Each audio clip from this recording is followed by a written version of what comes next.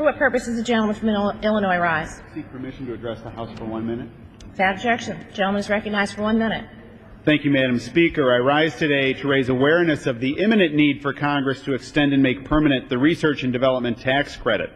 The R&D Tax Credit is set to expire at the end of this year, and at a time of increasing globalization, Americans' prosperity depends more than ever on its capacity to innovate.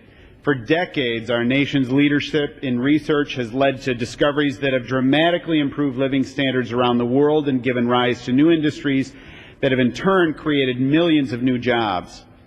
Other countries are well aware of the significant economic benefits that flow from R&D activities, and many have created strong tax incentives designed to attract R&D investment around the world. In fact, 10,000 American companies will be able to take advantage of the permanency of the R&D tax credit. In my district alone, small and medium manufacturers, technology companies, and leading research institutions will greatly benefit from this tax credit. Let's not play politics with the lifeblood of our economy. Let's join together, both sides of the aisle, to extend the R&D tax credit. I yield back the balance of my time. Time has expired. The gentleman is recognized for 1 minute.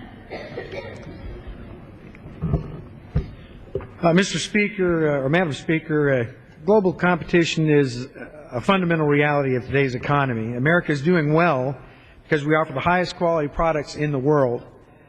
But only by staying on the leading edge of technology and innovations will our competitive edge stay sharp. But our competitive advantage will diminish unless our companies have the ability to perform research and develop the technology improvements that keep America out in front. That's why we need a permanent R&D tax credit. One recent study found that R&D credit teases out nearly $3 of additional R&D investment for every dollar of taxes companies can deduct. In addition, it's been estimated that more than 3/4 of R&D tax credits dollars are used for the compensation of employees who work in U.S.-based research and development. My home state of Idaho, roughly 35,000 people are employed in the high-tech industry. The companies where they work depend on the best possible research and development. Yet it is hard for firms to plan for a future of growth when a key tax credit is destined to expire at the end of the year. Mr. Speaker, it's time to make the R&D tax credit permanent. Thank you, Madam. The gentleman is recognized for 1 minute.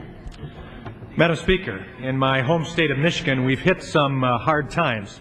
And recently things have become worse as Michigan's governor and tax-hiking state legislators inflicted a massive tax increase on the people of Michigan.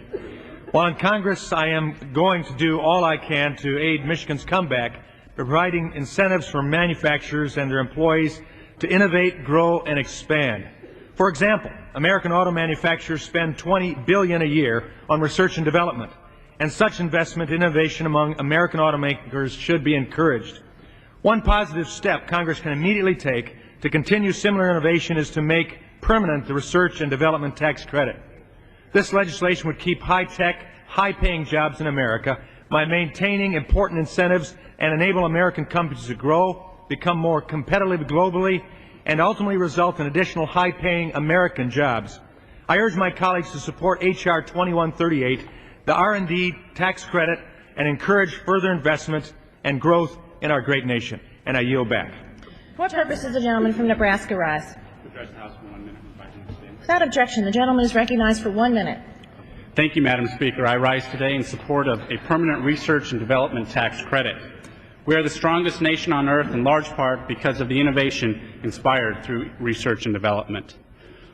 This has been a driving force through our history, leading us to discoveries which add convenience, comfort, and productivity to our lives. In Nebraska, now more than ever, our rural businesses grow when people are willing to face the uncertainty and risks which others find daunting. In our increasingly competitive global economy, it is essential we ensure there is a permanent, meaningful incentive for all businesses to invest in research and development. We live in a world with limitless innovation, and I look forward to seeing what the future will bring from further research and development. Thank you. I yield back.